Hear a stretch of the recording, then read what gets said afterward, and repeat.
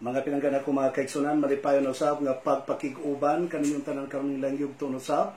Ningaton tulamanon tingog sa paglaom nga special edition nga magatagi kini sa pulong sa Dios nga nanay kini pinagi sa Sabbath School quarterly lesson nga giplastar kini pinagi sa Sabbath School Department of the General Conference of the Seventh-day Adventist Church. Mga pinanggan ako mga kapamilya, ang Ginoo magapanalangin kaninyong tanan, ang Dios magauban ug bagatag dugang kaligon ug kadasi. Sa atong mga kapamilya sa gusto na kong tibayahon ang tanan nato, gi-welcome nato sa puloy-anan nga pagsimba. Doon na tayo nagpadayon nga online service, karong divine service, mahigala nga to ang speaker, mao si Pastor Dr. John Coach from Luzon. May siya itong speaker sa itong divine service at tangin ninyo. So, I'm sorry. Ang karong, pasensya lang kamay. Ang karong taod-taod mga kaigsunan, ato ang himuon dinhi o atong ginahimo karon tibok pagsimba dinhi sa online.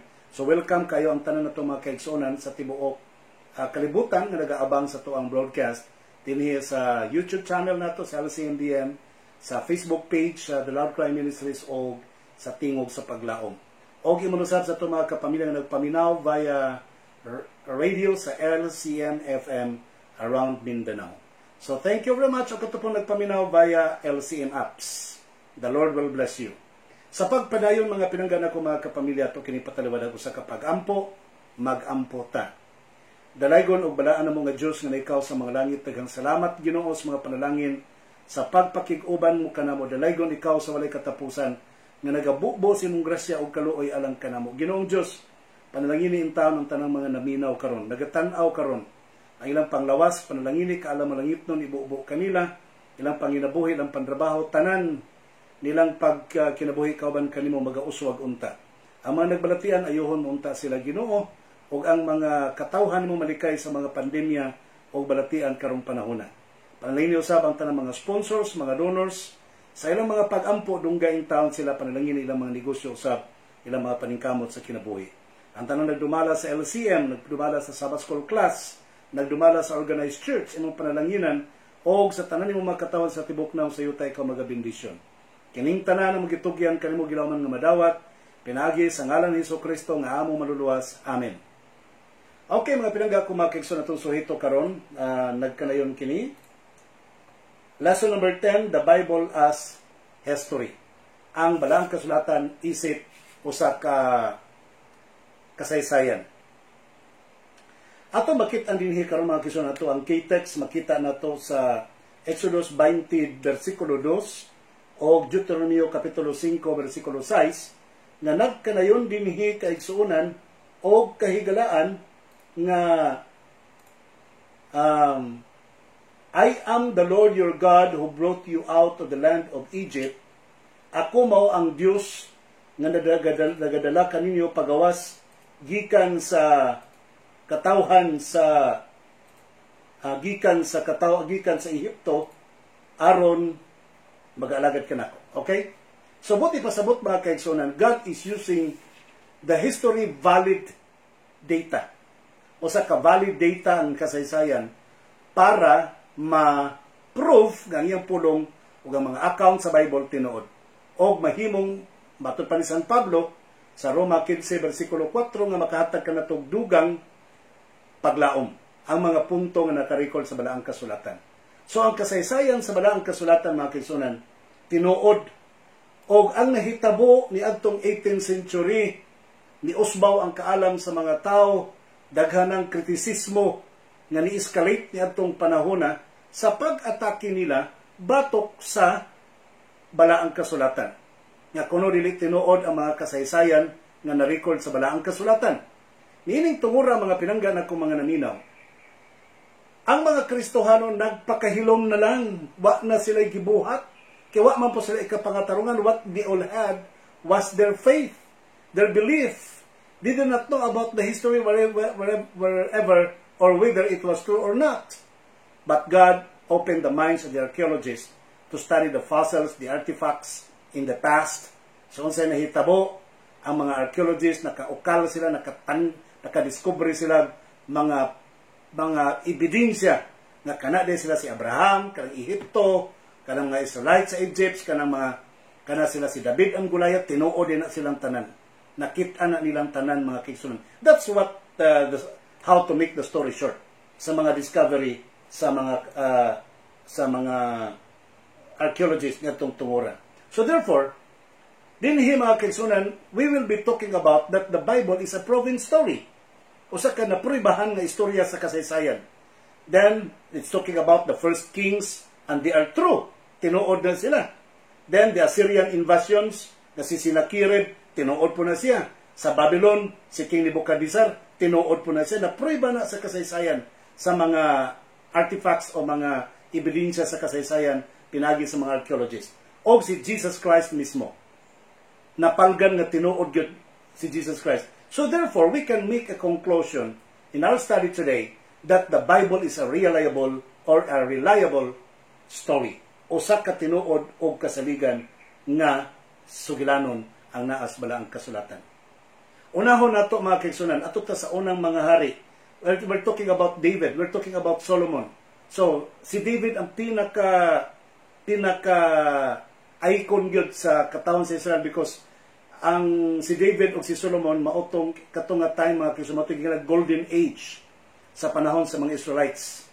Golden age kay dito sikat kayo ang mga katawhan sa Dios sa mga pagdaog sa gubat ni David o ang pagtukod sa Temple of Jerusalem. Usay makaingon ang mga tao, what if no kung wala ang Ginoo magpatindog kan David, wala si Solomon, where is Israel now? Where is the Bible now? May gani kana sila. I believe the Lord will use another person kung wala man sila magpagamit. And much more, in David's offspring dito milusot ang Mesiyas. So probably walay Israelites, walay Mesiyas. Manilitabo kung wala pa ni mga tawhana gigamit sa Ginoo. So God is always using instrument. Now, very popular in the Bible sa 1 Samuel chapter 17 verse 1, now the Philistines gathered their armies together to battle and were gathered at Soko, which belongs to Judah. They encamped between Soko and Azekah in Ephes Damin or Damim. Kanang mga lugar nga gihisgutan mga kaigsuonan, diha nagkampo ang mga Palestihanon samtang ang mga tao usab ni Saul dito nagkampo sa Kibert Kiyapa. Okay, Kibert Kiyapa, dito sila nagtago. So, dito sila nagkampo, Samtang ang mga Palestihanon dito sila nagkampo sa kaning gitawag og Soko Azekah. Now, the name of Saul's son, kaning Ephes Damin, mao na dito nagkampo ang mga katawhan sa Israel. Kanang Ephes Damin, mao na ang gitawag og Kirbet Kiyafa.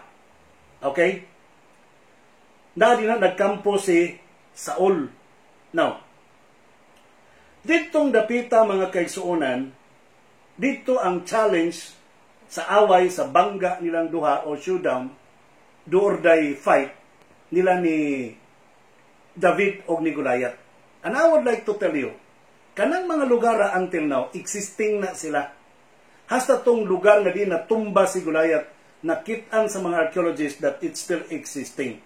So, makitaan nimo nga tinud-anay gyud na silang na. Furthermore, sa lahi pa gyud nga punto mga kaigsuonan, mao pa gyud ni ang akong mapakomentaryo niini nga niining tungura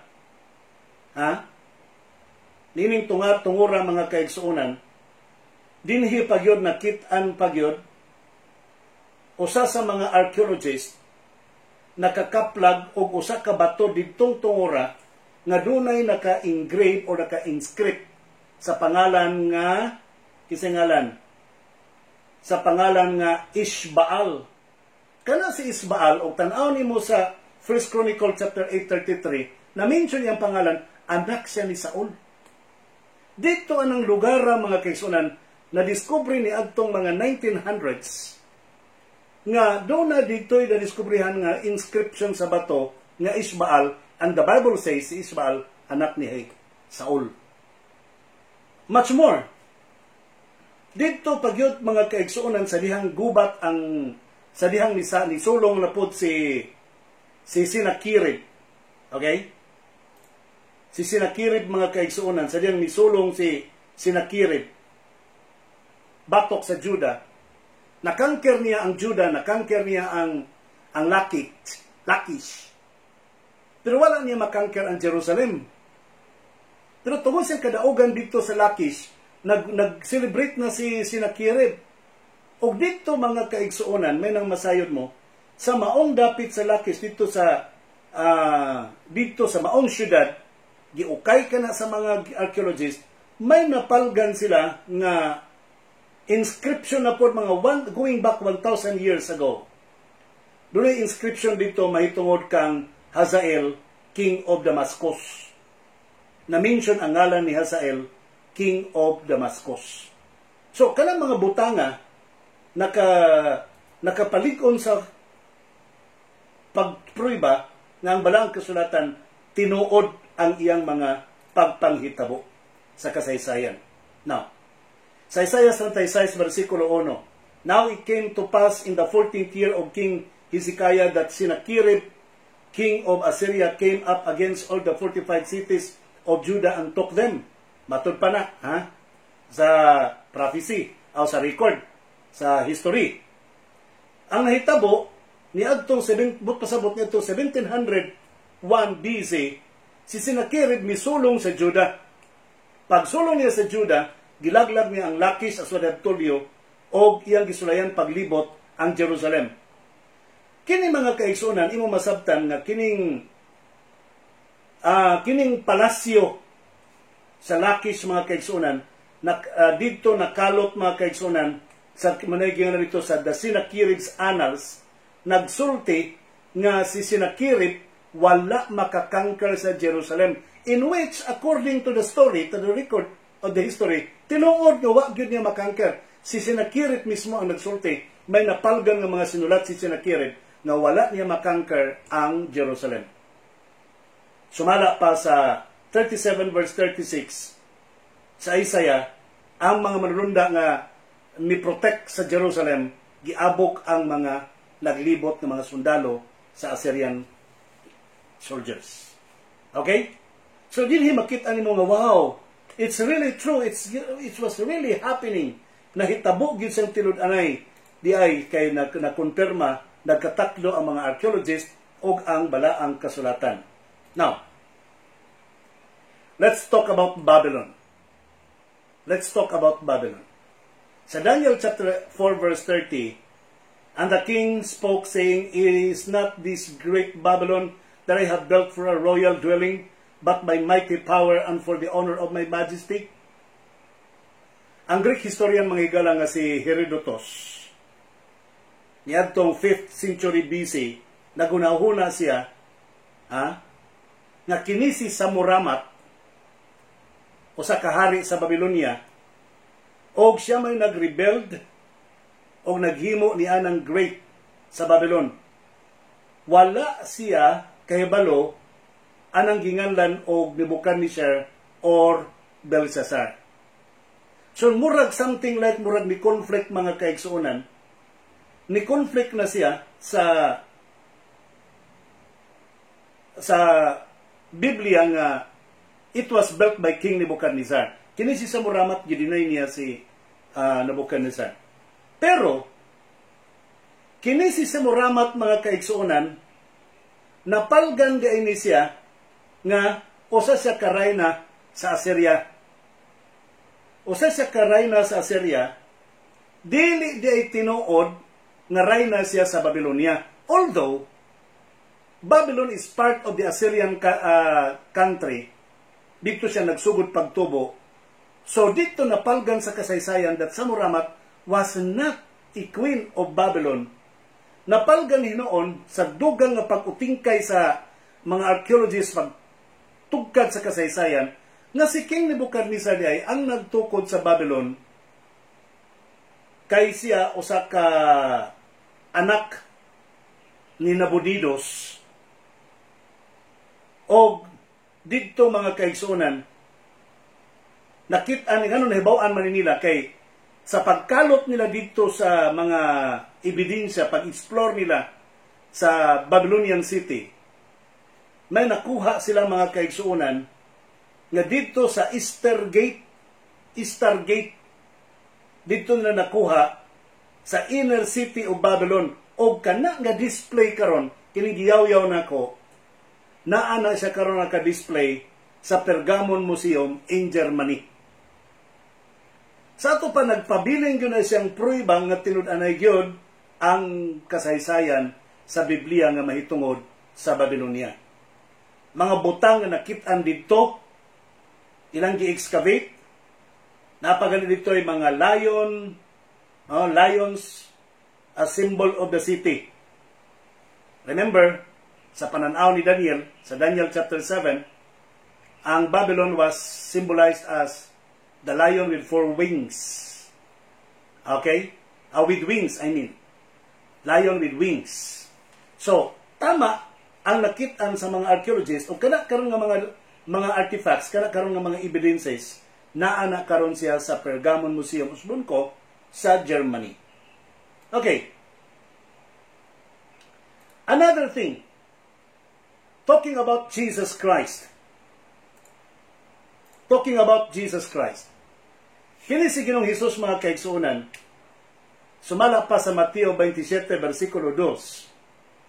And then we have bound him, they lead him away, and delivered him to Pontius Pilate, the governor. So sa ato pa ang nag-trial niya, gidala siya sa tubangan ni Pontius Pilatos, gisubay ang kasaysayan, oo, tinuod, existing si Pontius Pilatos. During the reign year of Pontius Pilatos, maoy pag-execute ni Jesus Christ o maoy pagbitay niya dito sa cross. And that's really true. Ang kining mga kritiko nga mga tao, nag-question sila sa existence ni Jesus Christ.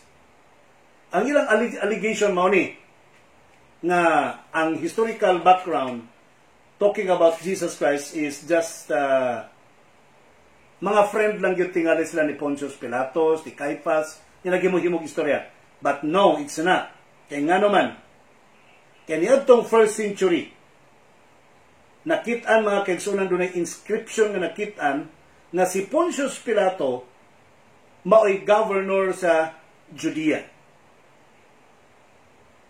Onya, ang nakitaan po dito ang kanang funerary box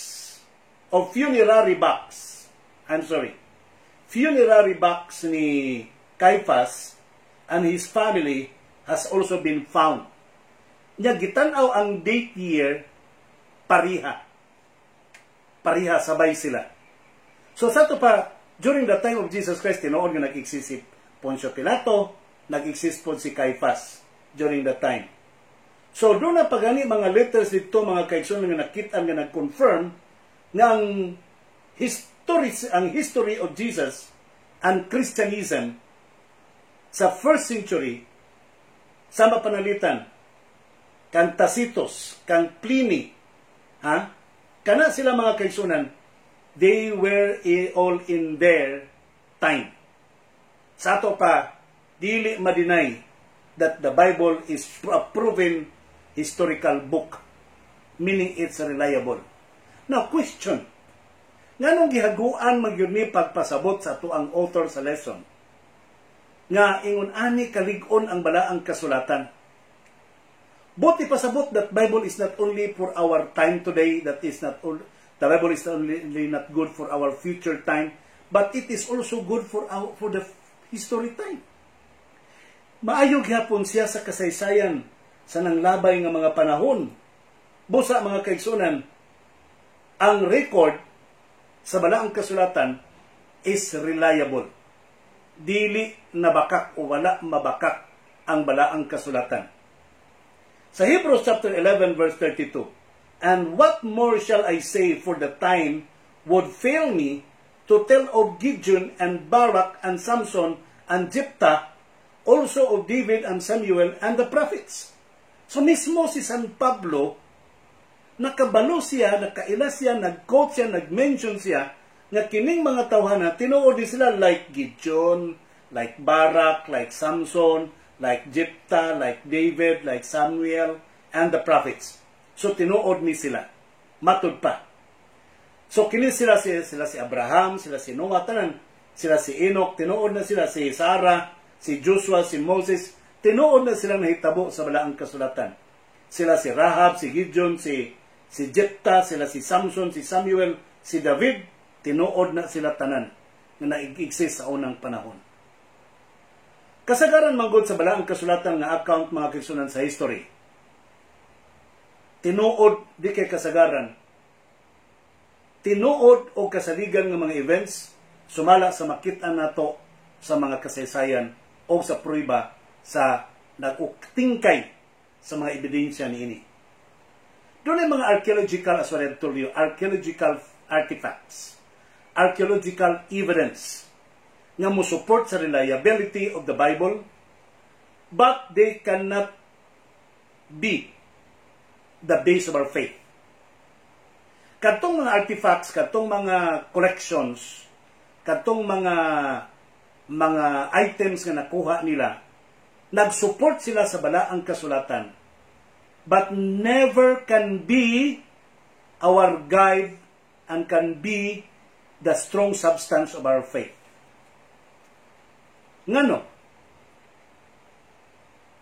As what I have told you in the past, nato nga lesson study, kung unsa man ang mga extra biblical reference must be supporting to the Bible, not to let them stand alone as the basis of our salvation. Usbon ko, kanang mga ebidensya na nakuha sa mga archaeologists, they are true supporting the Bible, but they cannot be a substance to make our faith strong. The Bible is more than just a history. Kaya actually, magod, kung doon na lang kay pagsalig sa Ginoo, enough na ang Bible. Pero para sa mga taong kulang o pagsalig sa balaang kasulatan, kulang pagsalig sa Dios, gigamit sa Ginoo ang mga archaeologists to prove nga tinuod ang naas balaang kasulatan. Pero kung ang imong pagsalig sa Ginoo undoubted or unquestionable, wala ka magduha-duha sa imong pagsalig sa Ginoo, you don't need them at all. Wala ka magkinahanglan nila. To those who believe in God, kay ang mga tao, mga kaigsuonan, maluwas pinaagi sa pagtuo. Kay kung walay pagtuo, dili ka kapahimuot sa Dios. So kanang mga extra biblical references para lang na sa mga tao nga nagduda sa Dios, nagduda sa balaang kasulatan. Napagyudugan, may namasayod mo. In 1935, a seal belonging to Gedaliah, the son of Pashur, was found. Then try to know kinsa si Pashur, kinsa si Gedaliah sa Jeremiah 38 verse 1. Nitong 1984, another seal belonging to Milcomor, servant of the Ammonite king of Baalis. And know him more. Jeremiah 40 verse 14. Niadtong 1996. Niadtong 1996. An apora was found showing the inscription Rege Herode Laudatio to Herod, king of Judea. So dinhi mo makitaan og tinuod ba ni? Yes, it's true. Because Herod once became a king of Judea. Niadtong year 2009, doon ay silyo nga nakitaan nga kini King Hezekiah, nakitaan dito sa Jerusalem, although ang inscription mga kaigsunan was not understood until 2015. Sa ito pa, bag-o pa lang yun siya na considerar na ilhan na sabtan that it belongs to King Hezekiah. And the prophet Elijah nagsigig record sa life ni King Hezekiah. In that same year, 2009, engraving made with the seal that said Isaiah the prophet was found just 10 feet or 3 meters from where Hezekiah's seal had been found. Wow!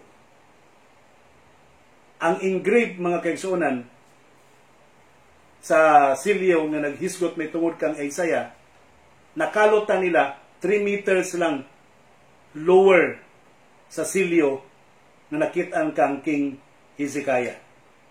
So perfect. The Bible is perfect. So for me, I never doubt the Bible. Dili ko magduda sa Biblia. My trust sa pulong sa Dios, mga kaigsunan, magpabilin hangtod sa walay katapusan. Tama ang giingon ni Jesus Christ nga larag ang mga dahon ug ang mga bulak. Mahanaw ang langit ug ang ang yutag kadagatan. Pero ang iyang pulong magpabilin hangtod sa walay katapusan. Si Sister White sa Selected Messages, Volume 3, Chapter 38, Paragraph 300, or page 307. God was permitted a flood of light to be pursued upon the world in discoveries in science and art, but when professedly scientific men lecture and write upon these subjects from a merely human standpoint, they will assuredly come to wrong conclusions. Those who doubt the reliability of the record of the Old Testament and the New Testaments will be led to go to a step further and doubt the existence of God, and then having let go their anchor, they are left to beat about upon the rocks of infidelity. Isayaon na to. Ang Dios nagtugot nga magbaha ang kahayag ngadto yang gibukbo sa kalibutan aron sa pagdiskubre pinagi sa siyensya o sa art.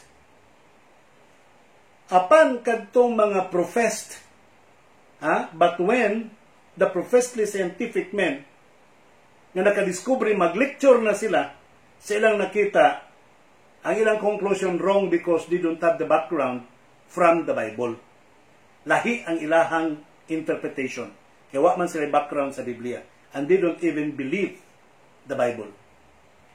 So, meaning, according to Sister White, those who doubt the reliability of the records of the Old and New Testaments, kung nagduha-duha ka sa mga nakasulat sa balaang kasulatan, either from the Old and to the New Testaments, will be led to go a step farther, mahadalin asinon mo mas layo pa hinoon nga tikang and doubt the existence of God, magduda ka na sa pagkaanaa sa Diyos.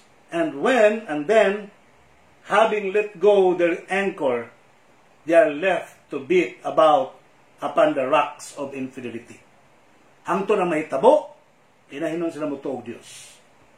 So never doubt the Lord, never doubt the Bible, because the Bible is true and authenticated.